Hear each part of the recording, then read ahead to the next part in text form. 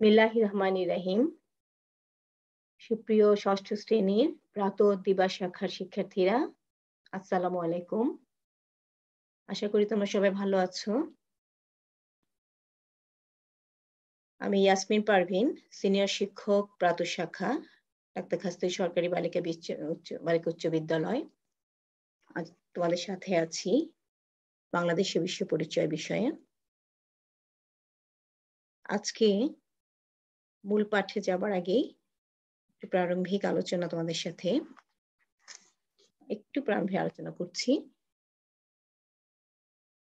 তোমরা জানো যে আমরা পৃথিবী নামক একটি গ্রহে আমরা বসবাস করি, তাই না? মানুষ পৃথিবী নামক সৌরজগতে একটি গ্রহ হচ্ছে পৃথিবী। এই পৃথিবীতে মানুষ ছাড়াও অনেক আর কি রয়েছে? গাছপালা, জীবজন্তু, সামুদ্রিক প্রাণী, বিভিন্ন প্রজাতির প্রাণী বসবাস করে। সমস্ত জীবজন্তু প্রাণীকুলের মধ্যেই মানুষ হচ্ছে সৃষ্টির সেরা জীব। সৃষ্টিকর্তা মানুষকে সৃষ্টির সেরা জীব বা আশরাফুল মাখলুকাত হিসেবে তৈরি করেছেন। তাহলে কেন সৃষ্টির সেরা জীব মানুষ? মানুষের সাথে অন্যান্য জীবজন্তুর একটাই পার্থক্য, সেটা হচ্ছে মানুষের বুদ্ধিমত্তা বা বিবেক বা জ্ঞান যেটা মানুষের রয়েছে সেটা তাদের অন্যান্য জীবজন্তুর মধ্যে আল্লাহ বা সৃষ্টিকর্তা দেননি। ঠিক আছে? তাহলে এই মানুষ কিন্তু সৃষ্টির শুরুতেই এই যে জ্ঞান, তাদের এই জ্ঞানের পরিধি বা বুদ্ধি দিয়ে যুগে যুগে সুদীর্ঘ পথ অতিক্রম করে আজকের এই পর্যায়ে এসে পৌঁছেছে। কিন্তু আদিমকালে যখন সৃষ্টির শুরুতে মানুষ প্রকৃতির কাছে ছিল অসহায়, কারণ তখন তারা তাদের জ্ঞানের বিকাশটা তখন তাদের জ্ঞান বা বুদ্ধিমত্তা তখন কাজে লাগাতে পারেনি। সে কারণেই সে সময়ে মানুষ ছিল প্রকৃতির কাছে অসহায়, কারণ বিভিন্ন প্রাকৃতিক দুর্যোগ যেমন ঝড়, তুফান, জলোচ্ছ্বাস, বন্যা এবং বিভিন্ন বন্য জীবজন্তুর আক্রমণ থেকে কি করেছিল? নিজেদেরকে বাঁচানোর জন্য বা নিজেদের অস্তিত্ব রক্ষার জন্য তখন তারা কি করলো? একে অন্যের সহযোগিতার প্রয়োজন অনুভব করলো। একে অন্যের সহযোগিতা, কারণ এই যে তারা অসহায় ছিল, এই অসহায়ত্ব দূর করার জন্য, অর্থাৎ নিজেকে টিকিয়ে রাখার জন্য, নিজের জীবনকে বাঁচিয়ে রাখার জন্য, নিজের অস্তিত্ব রক্ষা করার জন্য এবং বেঁচে থাকার জন্য তার যা প্রয়োজন, সেই প্রয়োজনটা মেটানোর জন্য তারা একে অন্যের সহযোগিতা বা সাহায্য সহযোগিতা প্রয়োজনটা তারা অনুভব করে।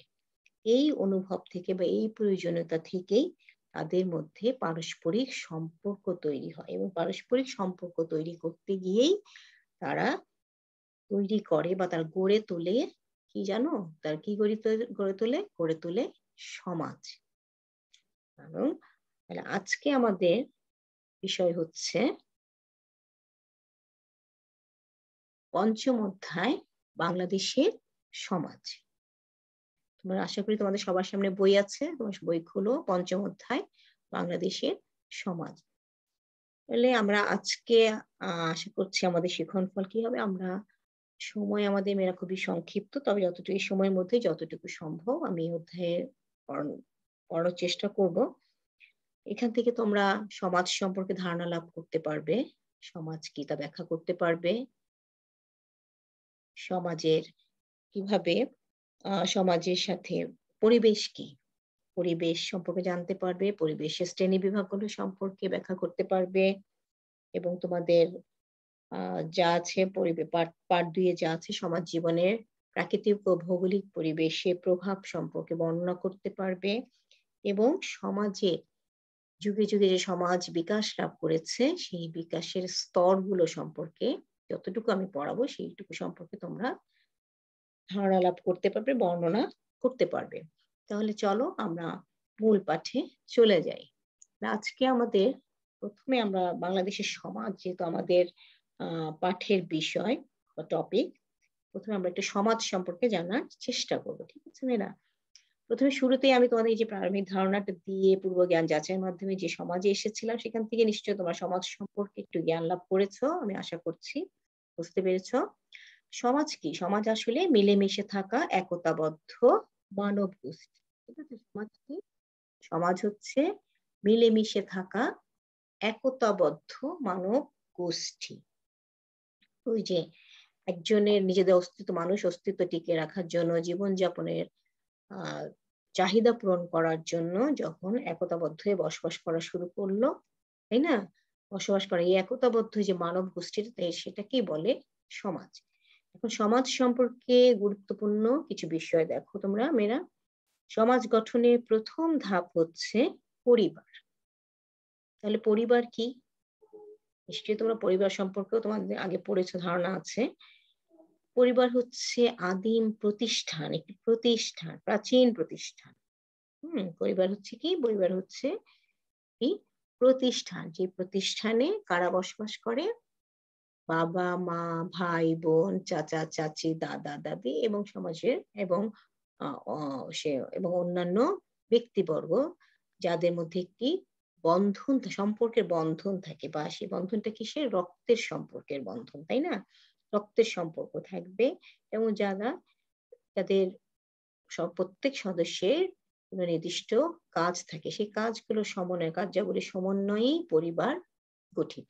ঠিক আছে? তাহলে পরিবারে কারা? পরিবার কি? পরিবার একটি প্রতিষ্ঠান যেখানে বাবা, মা, ভাই, বোন, চাচা, চাচী, দাদা, দাদি এবং অন্যান্য ব্যক্তিবর্গ বসবাস করে।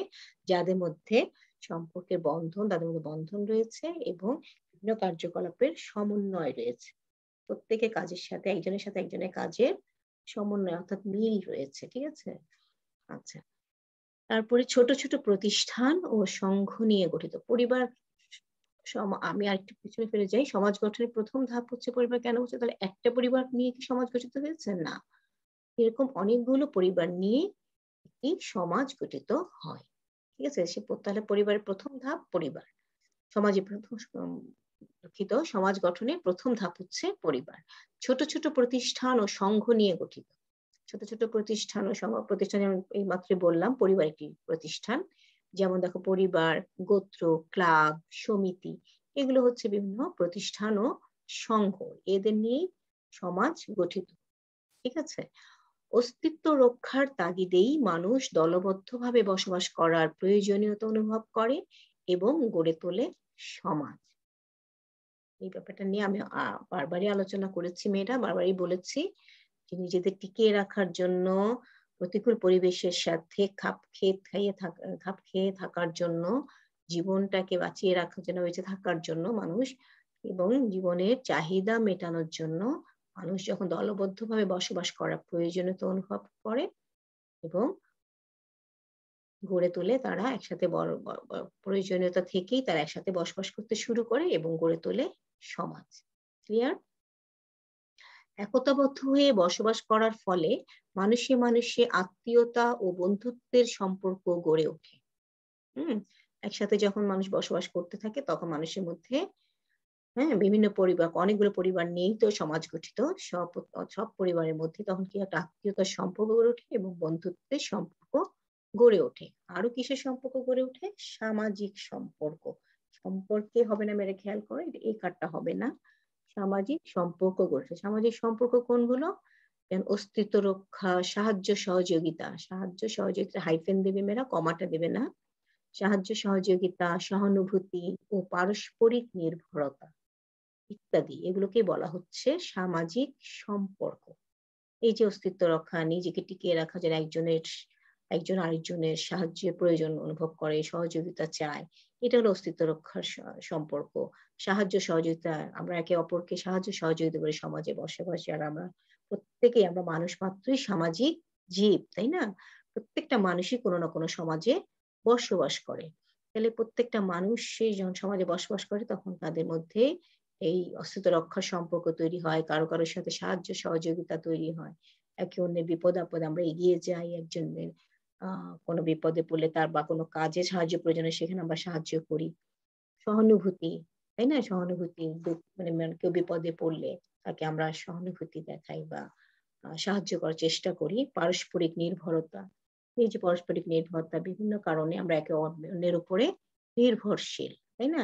সমাজে যেমন ডাক্তার, ইঞ্জিনিয়ার, শিক্ষক, আ উকিল, তারপর বিভিন্ন সমাজসেবী বসবাস করে। তাহলে আমরা প্রত্যেকে যেমন মানুষ আমরা চিকিৎসার জন্য ডাক্তারের কাছে যাচ্ছি, বাড়িঘর তৈরির জন্য বা অন্য কোনো কাজে আমরা প্রকৌশলীর কাছে যাচ্ছি, তাই না? আমাদের অন্য একেকজন আমরা শিক্ষা শিক্ষা গ্রহণের জন্য আমরা হয়তো শিক্ষকের কাছে যাচ্ছি বা জ্ঞান লাভের জন্য যাচ্ছি। তাহলে বিভিন্ন আ এভাবে আমরা পরস্পর একে অন্যের উপরে নির্ভরশীল। এই নির্ভরশীলতাটাই হচ্ছে সামাজিক সম্পর্ক। এই সম্পর্কগুলো কি? সামাজিক সম্পর্ক। ক্লিয়ার মেয়েরা? তাহলে তোমরা বুঝতে পারছো যে এগুলো হচ্ছে সমাজ সম্পর্কে গুরুত্বপূর্ণ কতগুলো বিষয়। বিষয় সমূহ বানানটা এটা ভুল এসেছে। সমীহ বানানটাও তোমরা একটু ঠিক করে নিও। তাহলে এই হচ্ছে সমাজ। সমাজ কি? সমাজ হচ্ছে মিলেমিশে থাকা একতাবদ্ধ মানব গোষ্ঠী। আচ্ছা সমাজের কিছু বৈশিষ্ট্য দেখো মেয়েরা। সমাজের বৈশিষ্ট্যগুলোকে আমি স্লাইডে দিয়েছি। সমাজের ১ নাম্বার বৈশিষ্ট্য হচ্ছে সমাজ একটি সংগঠন। তাহলে সমাজ কি? সমাজ একটি সংগঠন। ২ নাম্বার সমাজ একতাবদ্ধ বা সংঘবদ্ধ মানব গোষ্ঠী। হুম? একতাবদ্ধ বা সংঘবদ্ধ মানব গোষ্ঠী। এরা একসাথে মিলেমিশে বসবাস করে। একসাথে মিলেমিশে বসবাস, সুশৃঙ্খলভাবে বসবাস করার জন্য যেটা সবচেয়ে প্রয়োজন সেটা হচ্ছে একই উদ্দেশ্য। প্রত্যেকের সমাজে যে বিধি, নিষেধ, রীতি-নীতি, আচার-ব্যবহার সবকিছুই প্রত্যেকের একই রকম হতে হবে যে তাহলে সমাজে বিশৃঙ্খলা দেখা দেবে না। তাই ৩ নাম্বার উদ্দেশ্য হচ্ছে একই উদ্দেশ্যে একতাবদ্ধ হয়ে বসবাসকারী জনগোষ্ঠী। ঠিক আছে? একতাবদ্ধ হয়ে তাহলে একই উদ্দেশ্য মানে কি উদ্দেশ্যগুলো? সামাজিক উদ্দেশ্য, সাংস্কৃতিক উদ্দেশ্য, রাজনৈতিক উদ্দেশ্য, ধর্মীয় উদ্দেশ্য ইত্যাদি। যেই উদ্দেশ্য হোক না কেন সব উদ্দেশ্যই একই রকম সমাজের আ এই উদ্দেশ্যে কি হতে হবে? সমাজে বসবাসরত প্রত্যেকটি মানুষেরই একই উদ্দেশ্যে একসাথে মিলেমিশে বসবাস করতে হবে। এখন যদি একেকজনের একেক রকম মতামত হয় বা একেকজন একেক রকম সিদ্ধান্ত দিতে যায় তাহলে কি হবে? সমাজে বিশৃঙ্খলা দেখা দিবে, সমাজে মতানৈক্য দেখা দিবে, মতবিরোধ দেখা দিবে, তাই না? মতবিরোধ দেখা দিবে তখন সমাজে বিশৃঙ্খলা দেখা দিবে এবং বিশৃঙ্খলার চরম রূপ অর্থাৎ বিশৃঙ্খলার চরম রূপকে বলে সামাজিক নৈরাজ্য। সামাজিক নৈরাজ্য দেখা দিবে এবং সমাজে অশান্তির সৃষ্টি হবে। কেউ শান্তিতে বসবাস করতে পারবে না। সেই কারণেই প্রত্যেকটা মানুষের এবং সমাজ বসবাসরত প্রত্যেক সদস্যেরই বা মানুষের একই উদ্দেশ্যে একতাবদ্ধ হয়ে বসবাস করতে হবে। ঠিক আছে মেয়েরা ক্লিয়ার? তাহলে সমাজের বৈশিষ্ট্য বুঝতে পেরেছো তোমরা? ৩ টা বৈশিষ্ট্য। আচ্ছা এরপরে আমরা চলে যাই সমাজ সম্পর্কে তোমার এই পর্যন্ত বোঝা গেছে। এখন হচ্ছে পার্ট ২ আমরা চলে যাই। পার্ট ২ হচ্ছে সমাজ জীবনে প্রাকৃতিক ও ভৌগোলিক পরিবেশের প্রভাব। সমাজ জীবনে প্রাকৃতিক ও ভৌগোলিক পরিবেশের প্রভাব। তাহলে এই যে আমরা এটা আলোচনা করতে গেলে ১ম একটু পরিবেশ সম্পর্কে আমরা একটু জেনে নিই। আমি আশা করি আমি জানি যে তোমরা পরিবেশ সম্পর্কে সবাই জানো। তারপরে একটু করে বলছি, পরিবেশ কি? পরিবেশ হচ্ছে আমাদের চারপাশে যা কিছু আছে তাই পরিবেশ।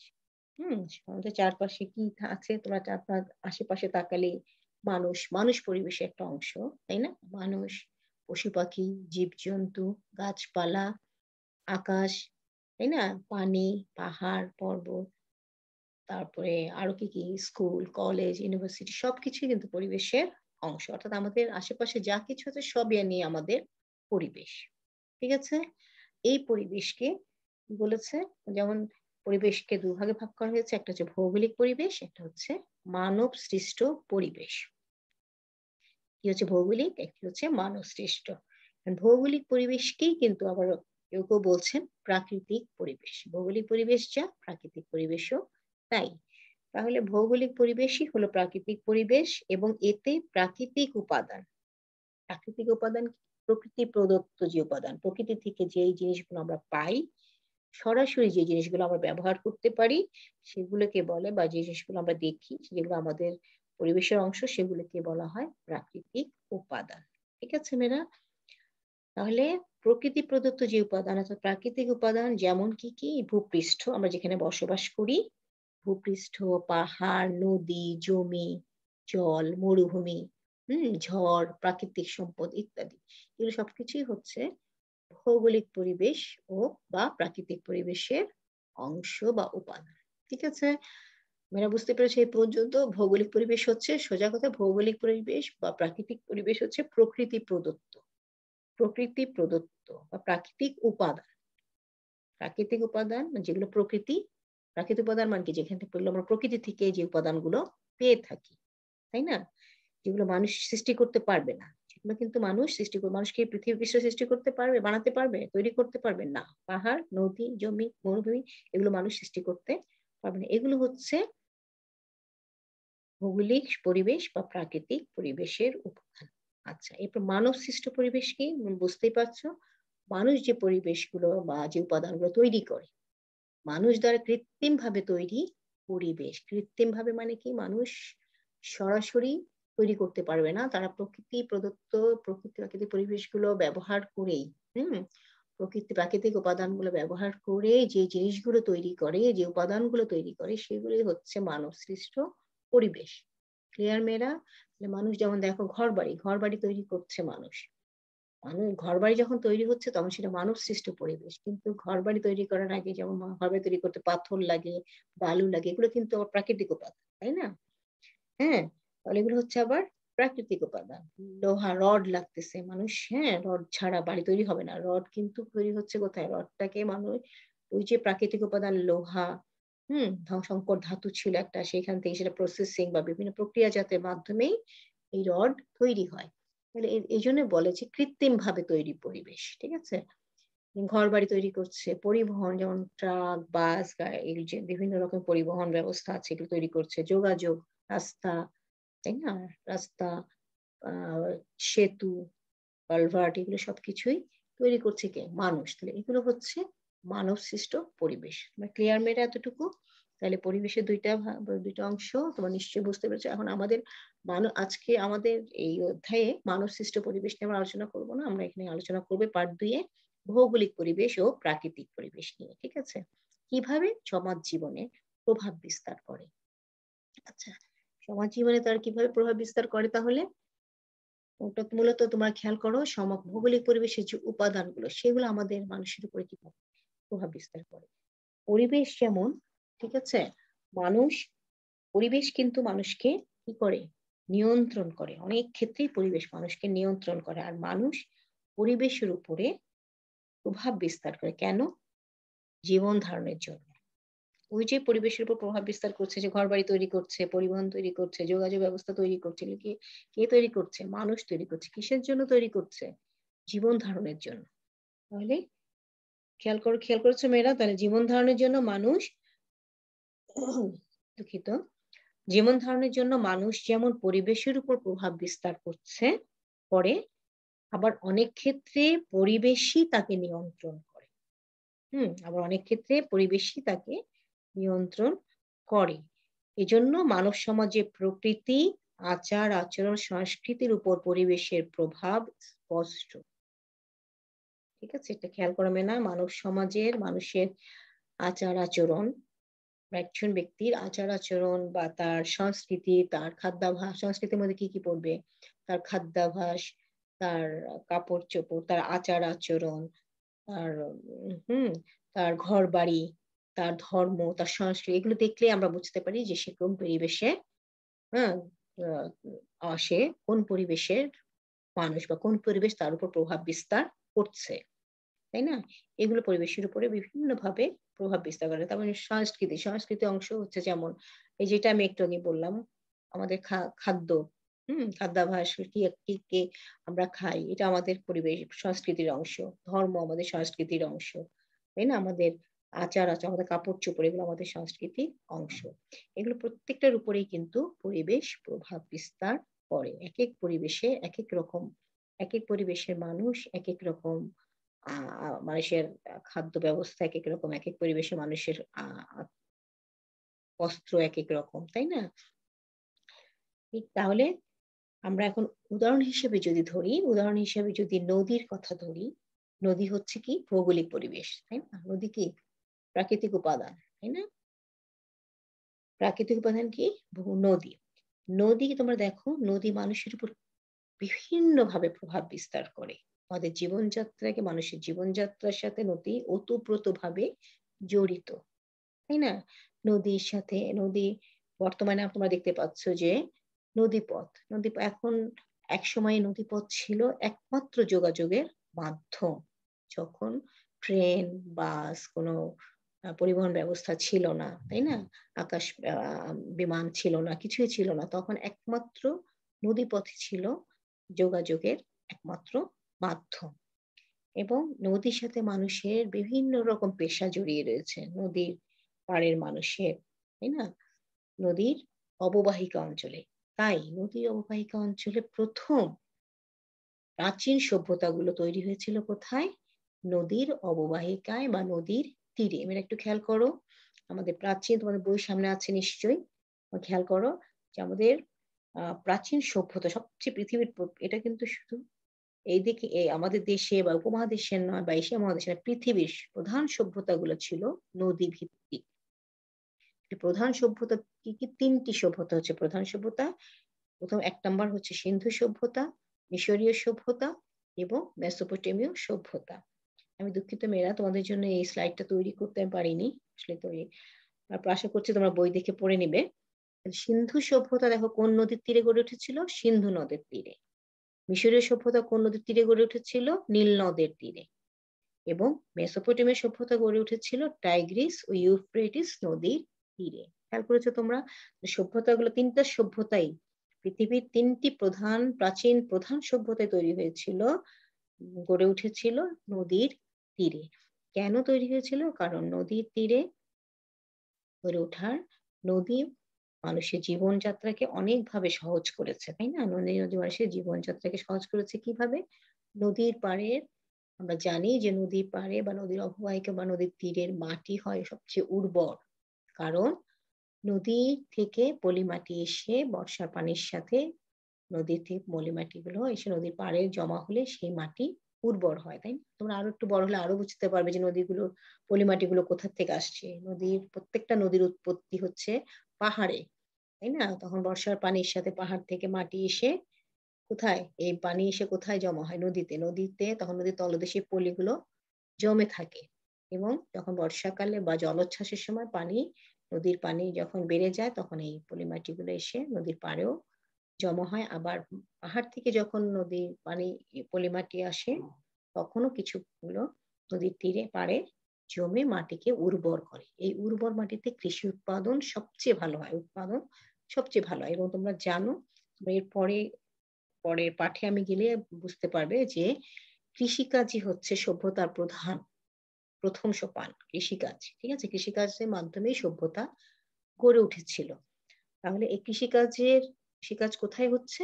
নদীর তীরে। এই কারণে বলা হচ্ছে যে নদী হচ্ছে মানুষের জীবনযাত্রাকে সহজ করার সবচেয়ে প্রধান প্রাকৃতিক উপাদান।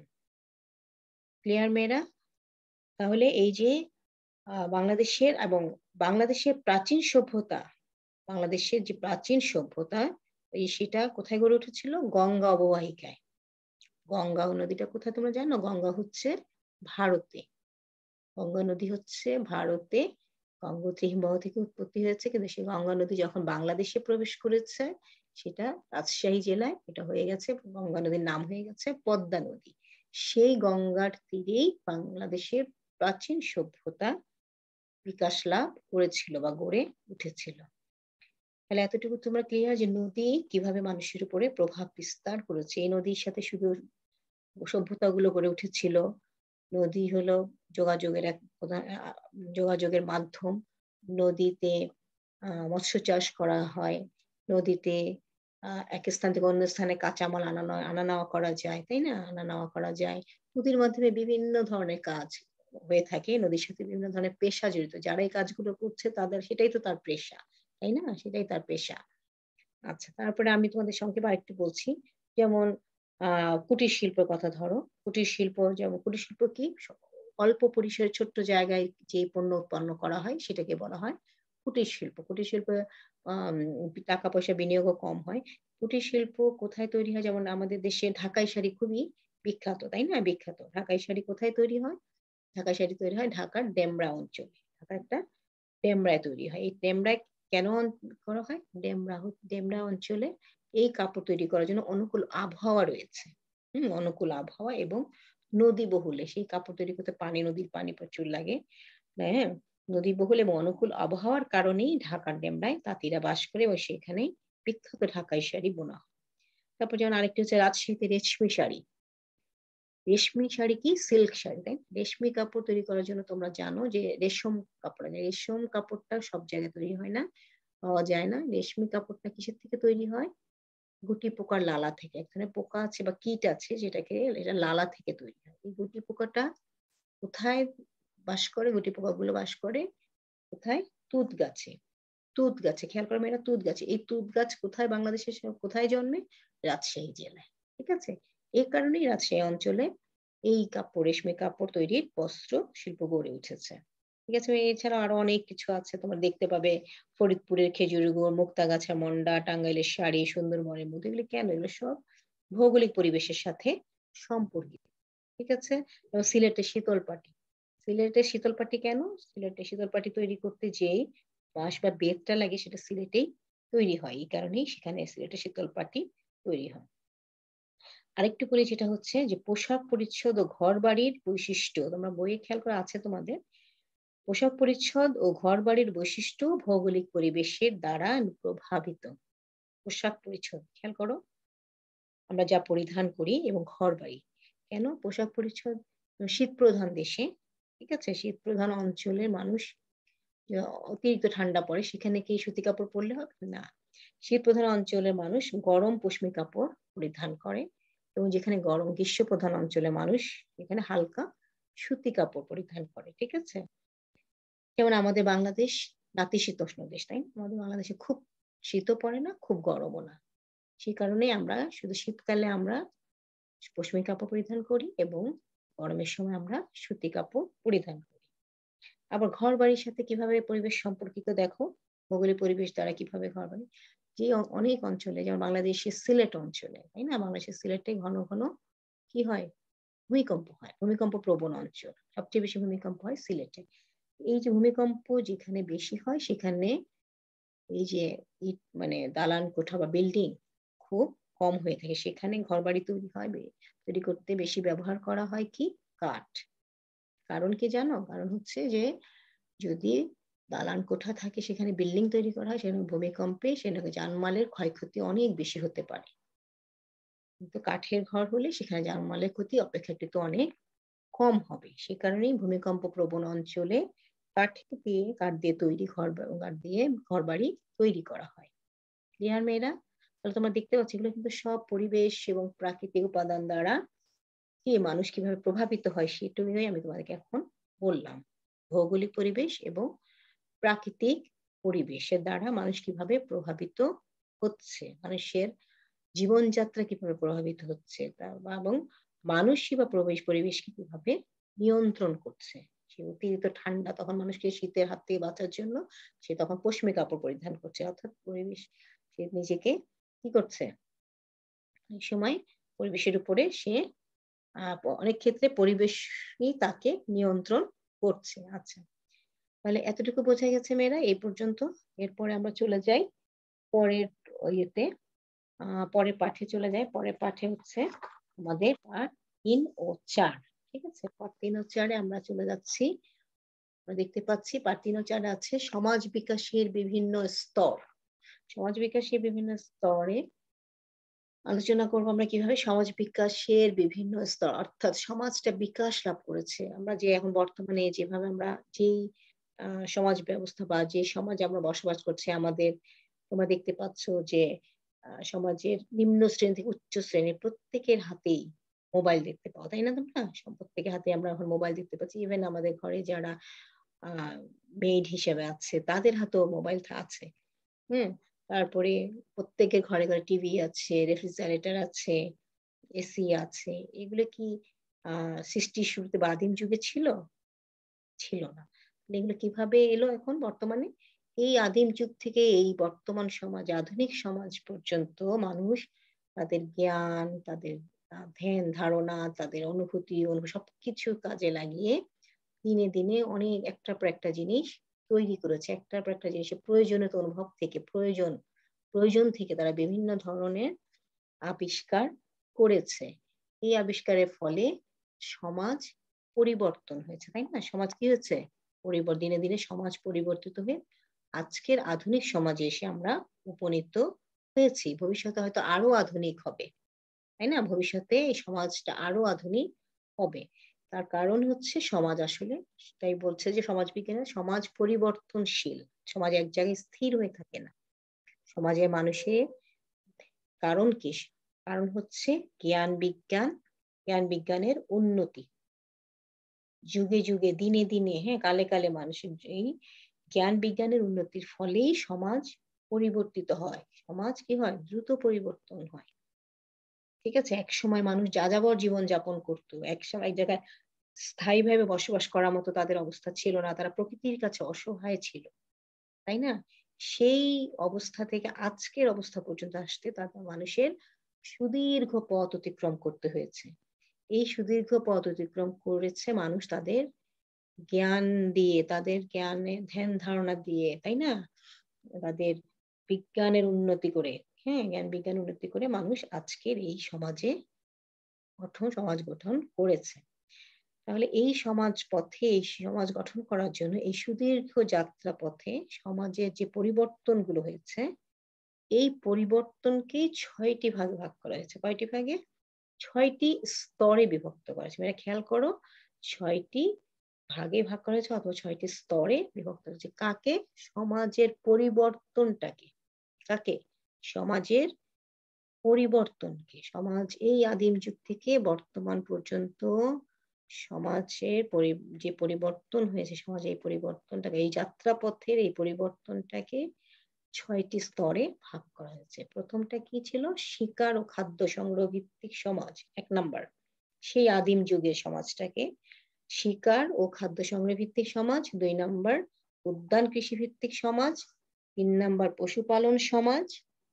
৪ নাম্বার কৃষিভিত্তিক সমাজ, ৫ হচ্ছে শিল্পভিত্তিক সমাজ এবং ৬ হচ্ছে শিল্প বিপ্লব পরবর্তী সমাজ। ক্লিয়ার মেয়েরা?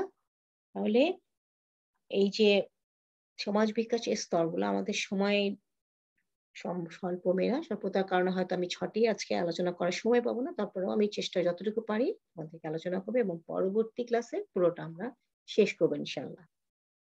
তাহলে ১ম টাই হচ্ছে শিকার ও খাদ্য সংগ্রহ ভিত্তিক সমাজ। তোমাদের সুবিধার জন্য আমি তোমাদের এগুলো পয়েন্ট করে দিয়েছি মেয়েরা, তোমরা খেয়াল করো। একটু পয়েন্ট গুলো পড়লেই তোমাদের পড়া হয়ে যাবে আমি আশা করি, বুঝতে পারবে। ১ নাম্বার পয়েন্ট হচ্ছে এই সমাজ মানে কোন সমাজ? শিকার ও খাদ্য সংগ্রহ ভিত্তিক সমাজ, তাই না? শিকার ও খাদ্য সংগ্রহ ভিত্তিক সমাজ হচ্ছে মানব সমাজের আদিমতম রূপ। ঠিক আছে? মানব সমাজ একেবারে সবচেয়ে শুরুতে মানুষ সৃষ্টির শুরুতেই আদিমতম রূপ হচ্ছে এই শিকার ও খাদ্য সংগ্রহ ভিত্তিক সমাজ। মানুষ গুহায় ও বন জঙ্গলে বসবাস করত। এই সময়ে মানুষ কোথায় বসবাস করত? গুহায় ও বন জঙ্গলে। প্রাকৃতিক সম্পদ ছিল প্রচুর। প্রকৃতি প্রদত্ত অনেক সম্পদ ছিল।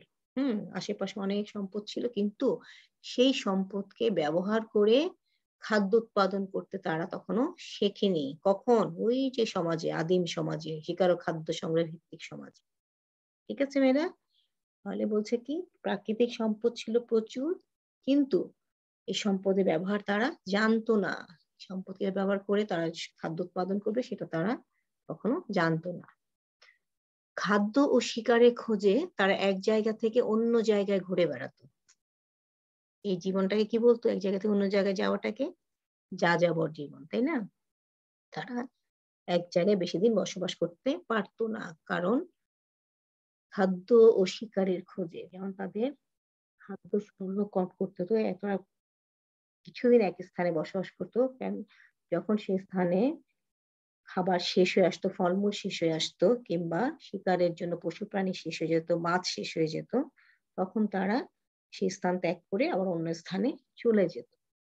এই কারণে তারা এক জায়গায় বেশিদিন বসবাস করতে পারতো না। এটাকে বলা হতো যাযাবর জীবন। ফলমূল সংগ্রহ, পশু পাখি ও মৎস্য শিকার ছিল আদিম সমাজের প্রধান কাজ। তাদের প্রধান কাজ কি ছিল? ফলমূল সংগ্রহ করতো গাছ থেকে, তাই না? গাছ থেকে ফলমূল সংগ্রহ করতো, তারা পশু পাখি শিকার করত এবং মৎস্য শিকার করত। এটাই ছিল তাদের প্রধান কাজ। মেয়েরা খাদ্য সংগ্রহ করত আর পুরুষেরা শিকার করত। এই যে খাদ্য সংগ্রহ কারা করত? মেয়েরা। তো ফলমূল সংগ্রহ করত মেয়েরা, বিভিন্ন রকম খাদ্য সংগ্রহ করত মেয়েরা। আর ছেলেরা অর্থাৎ পুরুষেরা কি করত? তারা পশু পাখি শিকার করত এবং মৎস্য শিকার করত। পাথর ছিল একমাত্র হাতিয়ার। ওই সময়ে তারা আত্মরক্ষার জন্য এবং তাদের খাদ্য সংগ্রহের জন্য, পশু পাখি শিকার করার জন্য, মৎস্য শিকার করার জন্য তাদের একমাত্র হাতিয়ার ছিল পাথর। পাথর দিয়ে তারা বিভিন্ন হাতিয়ার তৈরি করত। এই কারণেই এই সমাজকে প্রাগৈতিহাসিক বা প্রস্তর যুগের সমাজও বলা হয়। ওটা সমাজের সাথে হবে মেয়েরা, ওটা আলাদা হবে না, সমাজের সাথে হবে। তোমরা খেয়াল করেছো তাহলে এই সমাজকে কি বলা হতো? এটা আসতে পারে যে বা প্রাগৈতিহাসিক বা প্রস্তর যুগের সমাজ কাকে বলে, তাই না? তখন তোমরা লিখবে শিকার ও খাদ্য সংগ্রহ ভিত্তিক সমাজকেই প্রাগৈতিহাসিক বা প্রস্তর যুগের সমাজ বলা হয়। কেন বলা হয়? কারণ প্রস্তর যুগের সমাজ বলা হয় কারণ পাথর, প্রস্তর অর্থ হচ্ছে কিন্তু পাথর। পাথরই ছিল ওই সমাজের একমাত্র হাতিয়ার। যে হাতিয়ার দিয়ে তারা আত্মরক্ষার কাজে ব্যবহার করত এবং বিভিন্ন পশু পাখি ও মৎস্য শিকার করত। এই কারণেই এই সমাজকে প্রস্তর যুগের সমাজ বলা হয়। ঠিক আছে মেয়েরা? আচ্ছা, তার মানুষ গাছের ছাল ও লতাপাতা এবং পশুর চামড়া পরিধান করত। তখন তাদের লজ্জা নিবারণের জন্য কোনো কাপড় ছিল না, পরিধানের কোনো বস্ত্র ছিল না, তাই না? তখন মানুষ তার লজ্জা নিবারণ করতে কিভাবে? গাছের ছাল, অর্থাৎ দেখবে যে অনেক গাছের, মোটা মোটা গাছের, পুরোনো গাছের বাকল, এটাকে ছাল বলা হয়, বাকল বা ছালও বলা হয়, এবং লতা পাতা এবং যে পশুগুলো তারা খেত, শিকার করে খেত, সেই পশুর চামড়াগুলো তারা শুকিয়ে পরিধান করত। কিসের জন্য? লজ্জা নিবারণের জন্য। এ সমাজের মানুষ কোনো শক্তিশালী সংগঠন ও প্রতিষ্ঠান গড়ে তুলতে পারেনি। কোনো সংগঠন কিংবা কোনো প্রতিষ্ঠান, কোনো স্কুল, কলেজ, হাসপাতাল, ধর্মীয় প্রতিষ্ঠান কিছুই তারা তৈরি করতে সে সময় পারেনি। কারণ তারা তাদের জ্ঞানের পরিধি অতটুকুতে সীমিত ছিল। শুধু খাদ্য সংগ্রহ যেহেতু তাদের ক্ষুধা নিবারণ করতে হতো, সেজন্য তারা খাদ্য সংগ্রহটা শিখেছিল ওইটুকু এবং পশু শিকার, মৎস্য শিকার এটুকুই তারা, ওইটুকু জ্ঞান তাদের মধ্যে ছিল। কিসের জন্য? তাদের ক্ষুধা নিবারণের জন্য। এবং হাতিয়ার তৈরি করতে শিখেছিল শিকার করার জন্য এবং আত্মরক্ষার জন্য। কিসের থেকে আত্মরক্ষা করতে হবে? বন্য জীবজন্তুর হাত থেকে নিজেদেরকে আত্মরক্ষা করার জন্য। তাহলে এই হচ্ছে শিকার ও খাদ্য সংগ্রহ ভিত্তিক সমাজ। ঠিক আছে মেয়েরা? শিকার ও খাদ্য সংগ্রহ ক্লিয়ার? এটুকু বুঝতে পেরেছো? আচ্ছা, এরপরে আমরা চলে যাচ্ছি 2 নাম্বারে। না, 2 নাম্বার যাবার আগে আমি একটা স্লাইডে চিত্রটা যেটা তোমাদের বইয়েই আছে, আমি একটু বড় করে দিয়েছি। যে এটা আদিম সমাজে অর্থাৎ শিকার ও খাদ্য সংগ্রহ ভিত্তিক সমাজে খাদ্য সংগ্রহের জন্য ব্যবহৃত হাতিয়ার। এই হাতিয়ারগুলো তারা ব্যবহার করত। তাই না? এগুলো যেগুলো পাথর দিয়ে তারা তৈরি করত এবং পশু প্রাণীর হাড় দিয়েও কিছু কিছু তৈরি করত। যেমন খাঁজ কাটা বল্লম, খাঁজ কাটা বল্লম, মাছ ধরার হারপুন, হাড়ের সুই ইত্যাদি। এই যে নামগুলো মনে রাখবে যে কি কি তারা হাতিয়ার ব্যবহার, হাতিয়ারগুলোর নাম কি কি ছিল, বা তারা মাছ ধরার জন্য কি হাতিয়ার ব্যবহার করত। তারা মাছ ধরার জন্য হারপুন নামক একটি হাতিয়ার ব্যবহার করত। ঠিক আছে? এই ছোট ছোট প্রশ্ন হতে পারে। তাহলে তাদের হাতিয়ারগুলো ছিল কি কি? খাঁজ কাটা বল্লম, মাছ ধরার হারপুন এবং হাড়ের সুই ইত্যাদি। আচ্ছা, এরপরে আমরা চলে যাচ্ছি উদ্যান কৃষি ভিত্তিক সমাজ। উদ্যান কৃষি ভিত্তিক সমাজটা কি? উদ্যান কৃষি ভিত্তিক সমাজ, এই সমাজে মানুষ এসে কি করলো? খাদ্য উৎপাদন করতে শিখলো। খাদ্য উৎপাদন, কিভাবে খাদ্য উৎপাদন করতে শিখলো? উদ্যান চাষ পদ্ধতির উদ্ভাবন হলো এবং এই সমাজে মেয়েরা কৃষিকাজের উদ্ভাবন করেছে। খুবই ইম্পর্টেন্ট একটা প্রশ্ন, মেয়েরা কৃষিকাজের পয়েন্ট একটা, মেয়েরা কৃষিকাজে উদ্ভাবন করেছে কিভাবে? তোমরা জানো যে আগের শিকার ও খাদ্য সংগ্রহ ভিত্তিক সমাজে দেখেছো যে ফলমূল বা খাদ্য সংগ্রহ করতো কারা? মেয়েরা। এই খাদ্য সংগ্রহ করতে গিয়ে তারা কি করতো? তারা কি কি খাদ্য সংগ্রহ তার সাথে নিয়ে আসতো? যেমন গম, বার্লি, মেটে আলু, কচুর মূল, কন্দ এবং বিভিন্ন রকম ফলমূল তারা নিয়ে আসতো। যখন তারা নিয়ে আসতো এবং যারা তখন একটা স্থানে তো তারা কিছুদিন বসবাস করতো, সেই স্থানে বসবাস করার জন্য একটা আস্তানা বা বসবাস করার একটা বসবাস উপযোগী একটা জায়গা তারা তৈরি করে নিত। সেই জায়গার বা সেই আস্তানার আশেপাশে তারা যখন খাবার সংগ্রহ করে নিয়ে আসার সময় এদের বীজ বা দানা পড়তো, তাই না? এই গম, বার্লি এসবের দানা পড়তো। তখন এই দানা থেকে কি হতো? চারা গাছ গজিয়ে উঠতো। চারা গাছ গজিয়ে উঠতো এবং চারা গাছ থেকে আস্তে, আস্তে সেখান থেকে শীষ ও দানা উঠতো। এই যে এই ঘটনাগুলো হঠাৎ তারা খেয়াল করলো যে আ ঘরের আশেপাশে বা তাদের আস্তানার আশেপাশে গাছ উঠছে। তখন তারা খেয়াল করলো যে কোথা থেকে উঠছে? তখন ওই তাদের আ তারা খেয়াল করলো যে তারা যে খাবারগুলো নিয়ে আসছে সেগুলো পড়ে ওখান থেকে চারা গাছ উঠে। এই ধারণা এবং এই ধারণা থেকেই এটা দেখেই তাদের মধ্যে বীজ ছিটিয়ে খাওয়ার উপযোগী শস্য পাওয়ার ধারণা সৃষ্টি হলো। তাই না? তারা বীজ ছিটিয়ে অর্থাৎ দানাগুলো তারা ছিটিয়ে তখন আগে তো তারা অজান্তে দানা পড়ে যেত তাদের হাত থেকে তারা বুঝতে পারত না। কিন্তু তখন তারা নিজেই এরপরে যখন বুঝতে পারল, বোঝার পর তারা নিজেই বীজ ছিটিয়ে দিত বা দানাগুলো ছিটিয়ে দিত। ছিটিয়ে দেওয়ার পরে গাছ উঠতো এবং সেখান থেকে শস্য পাওয়ার একটা ধারণা তাদের মধ্যে সৃষ্টি হলো। ধারণাটা সৃষ্টি হলো। ঠিক আছে? এইজন্যই এই পর্যায়টাকে, এই সময়টাকে, এই যে এই ধারণাটা সৃষ্টি হলো এই পর্যায়টাকে তাদের বলা হয় উদ্যান চাষ। এটাকে কি বলা হয়? উদ্যান চাষ। কৃষিকাজের এই পর্যায়কে বলা হয় উদ্যান চাষ। তোমরা খেয়াল করো উদ্যান চাষ কাকে বলে? লিখতে পারবে? নিশ্চয়ই পারবে তোমরা। উদ্যান চাষ তাহলে কি? লিখবে যে মেয়েরা খাদ্য সংগ্রহ করে আনার সময় কিছু, কিছু বীজ বা দানা কি করত? তাদের আস্তানার আশেপাশে পড়ে সেখান থেকে চারা গাছ গজিয়ে উঠতো এবং চারা গাছ থেকে শীষ ও দানা উঠতো। এই ধরনের ঘটনা থেকেই তারা বীজ ছিটিয়ে দেওয়ার এবং বীজ থেকে শস্য পাওয়ার ধারণা তাদের মধ্যে সৃষ্টি হয়। এবং এই কৃষিকাজের এই পর্যায়টাকেই বলে উদ্যান চাষ। ঠিক আছে? ক্লিয়ার?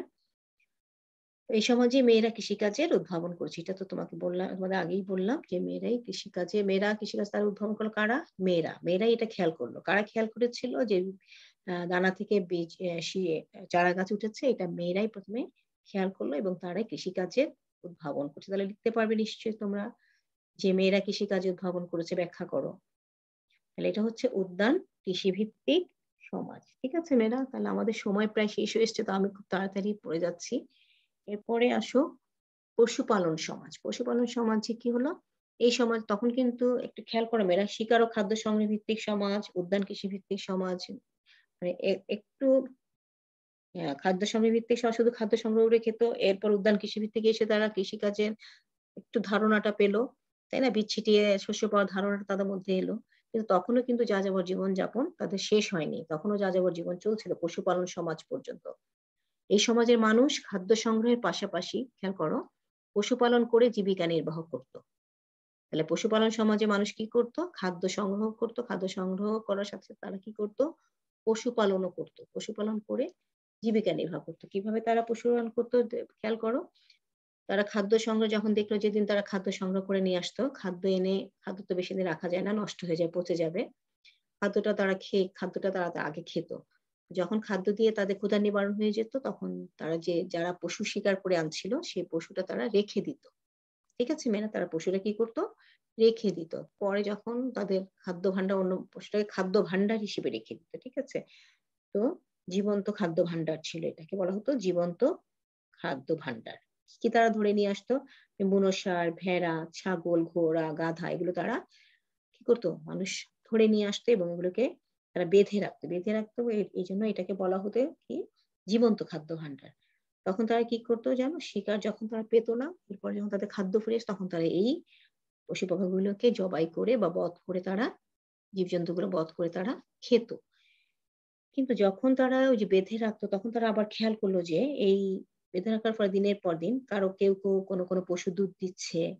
বছরে কোনো পশুর কাছ থেকে বাচ্চা পাওয়া যাচ্ছে।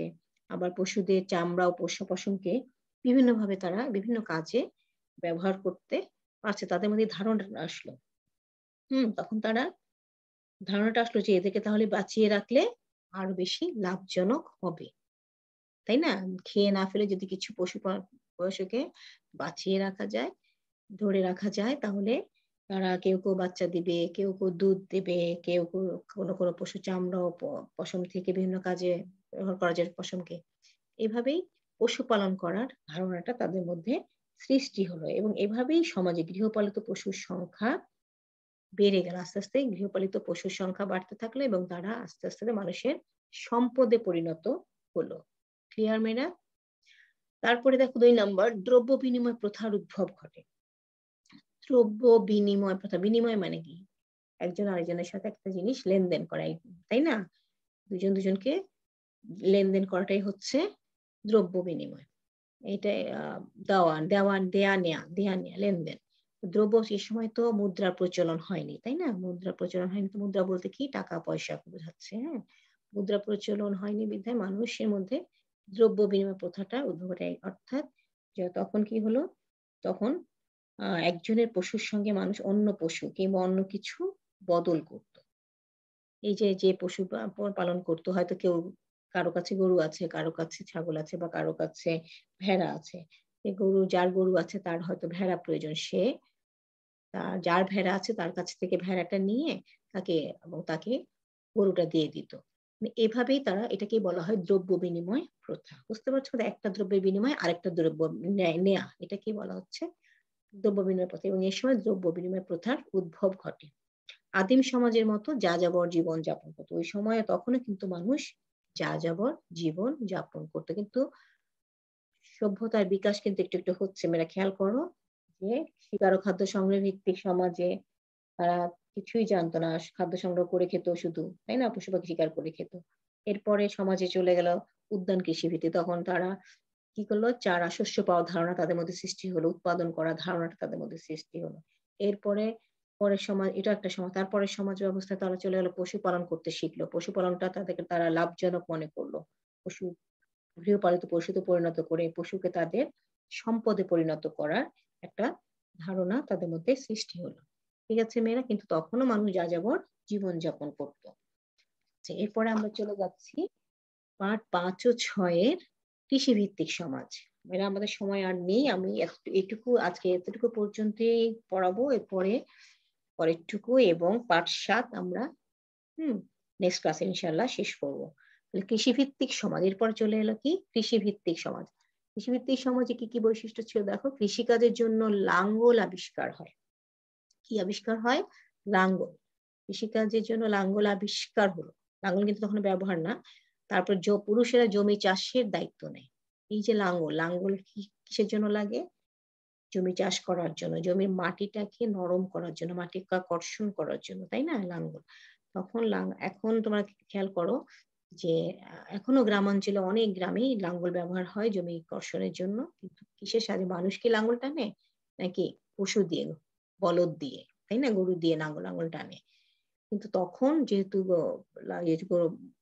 পশু ছিল না তখন পুরুষেরাই এই লাঙ্গল টানার দায়িত্ব নেয়। তারা কাঁধে লাঙ্গল নিয়ে চাষ করে। ঠিক আছে মেয়েরা? কাঁধে লাঙ্গল নিয়ে চাষ করতো তাই বলা হয়েছে পুরুষেরা জমি চাষের দায়িত্ব নেয়। উৎপাদন তখন কি হলো? বাড়তে থাকে। যেহেতু লাঙ্গল আবিষ্কার হলো তখন উৎপাদন বাড়তে থাকে। নীল নদের তীরে সিন্ধু উপত্যকা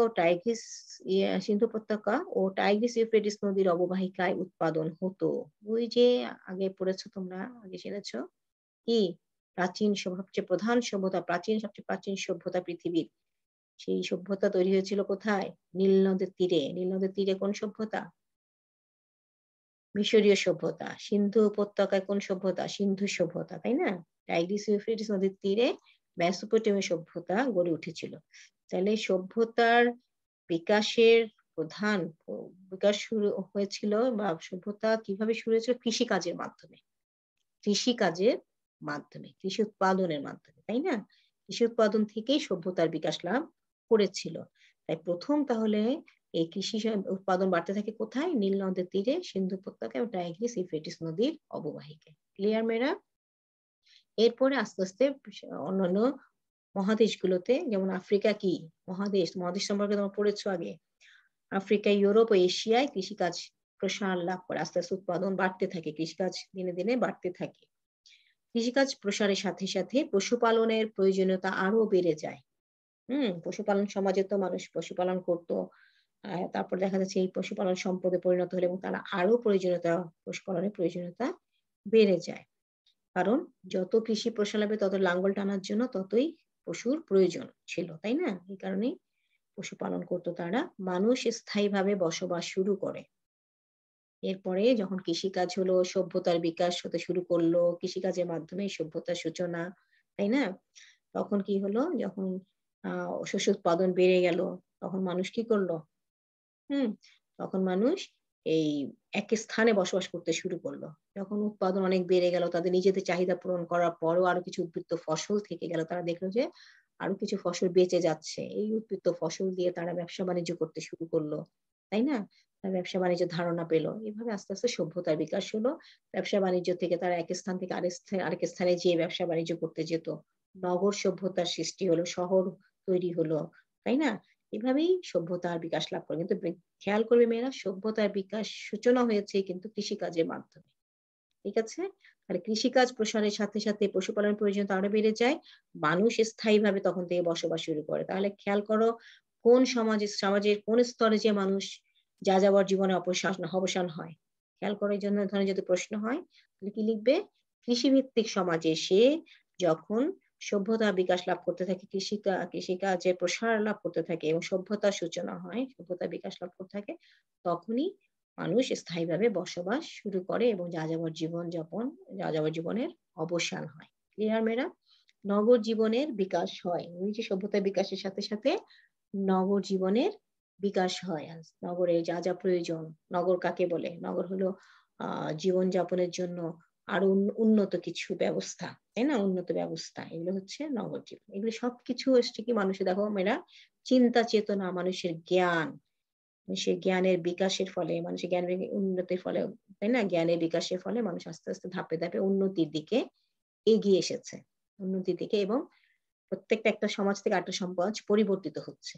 একটা সমাজ থেকে আরেকটা সমাজে যেয়ে তারা পরিবর্তিত হয়েছে। ঠিক আছে? এই পর্যন্ত নিশ্চয়ই বুঝতে পেরেছ। আজকে এই পর্যন্তই আর আ সময় নেই। অনেকটা সময় আমি নিয়ে ফেলেছি। তোমাদেরকে আমি বাড়ির কাজ তেমন দিচ্ছি না। তারপর ২ টো প্রশ্ন দিয়েছি। এটা আমি আলোচনার মধ্যেই করে ফেলেছি তোমাদের পাঠদানের মধ্যেই আলোচনা হয়ে গেছে। তারপরেও তোমরা একটা খাতা করবে। খাতা করে প্রশ্নগুলো একটু লিখে রাখবে। ঠিক আছে? ১ নম্বর হচ্ছে মেয়েরাই কৃষিকাজের উদ্ভাবন করেছে, ব্যাখ্যা করো। সভ্যতা হচ্ছে কৃষির অবদান। বিশ্লেষণ করো। এগুলো কিন্তু আমি আলোচনা করেছি মেয়েরা। বারবারই আলোচনা করেছি। তোমরা সুন্দর করে খাতায় লিখে ফেলবে। তাহলে আজকে এই পর্যন্তই। তোমরা সবাই ভালো থাকবে, সুস্থ থাকবে, নিরাপদে থাকবে। আল্লাহ হাফেজ। আসসালামু আলাইকুম।